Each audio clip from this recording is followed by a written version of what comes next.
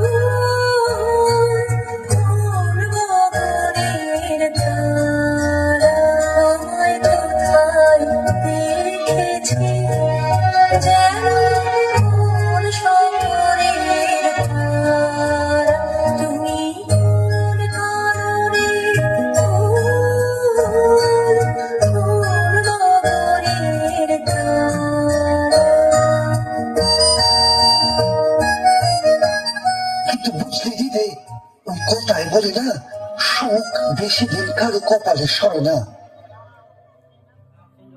এই ধন সম্পদ, ব্যবসা বাণিজ্য, জমিদারি সব কিছু ছেড়ে মাত্র 42 বছর বয়সে বাবু রাজচন্দ্রই হলো ত্যাগ করলেন। আর তখন থেকেই শুরু হলো রানীমার জীবনে এক নতুন অধ্যায়।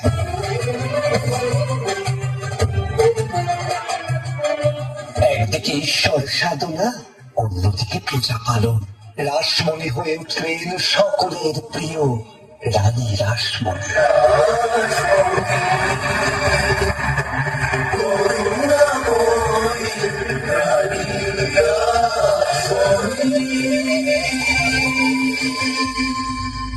কি গঙ্গায় মাছ ধরবার জন্য জলকর? কেন ইংরেজ শাসকেরা জানে না এতে গরিব জেলেরা না খেয়ে মরবে? আমি এ অন্যায় কিছুতেই মেনে নেব না। মধুর, আজ্ঞে মা। গঙ্গা নদীতে জেলেদের মাছ ধরার অংশ তুমি কিনে নাও, আর ওই অংশে তুমি ইংরেজদের জাহাজ চলাচল বন্ধ করে দাও। দেখি শাসকের দম কত।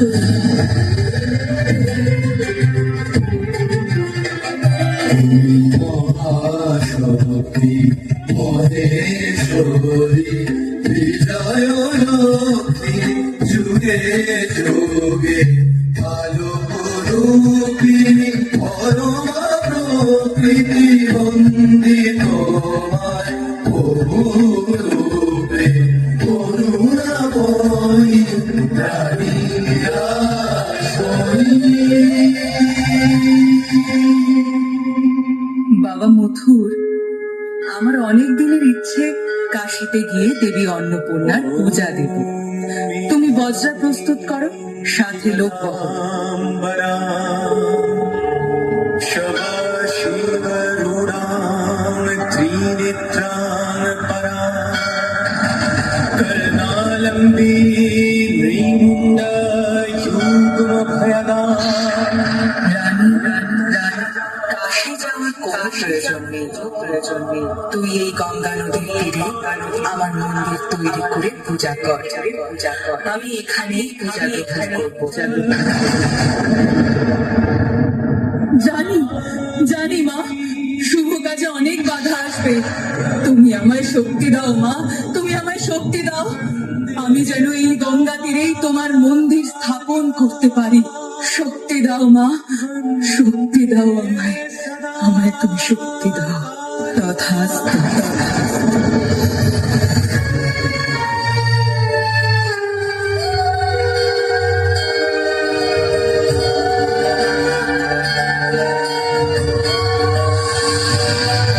ओङ्कारालवदनं घोरं मुक्तकिशीं चतुर्भुजं कालिकां दक्षिणां दिव्यां मुदमाला विभूषिताम् महामेघप्रभं श्यामं तथा चैव दिगम्बरीं कठावसक्तमूढानि कलध्रुधीरचर्चिता।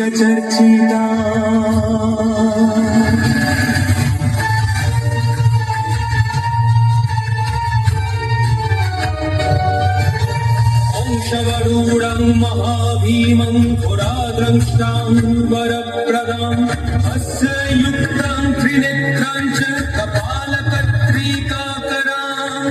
मुक्तकेशिं ललज्जयवं पिबन्तीं रुधिरं मुहुः चतुर्बाहु समायुक्तां पराभयकरां स्मरे चतुर्बाहु समायुक्तां पराभयकरां स्मरे।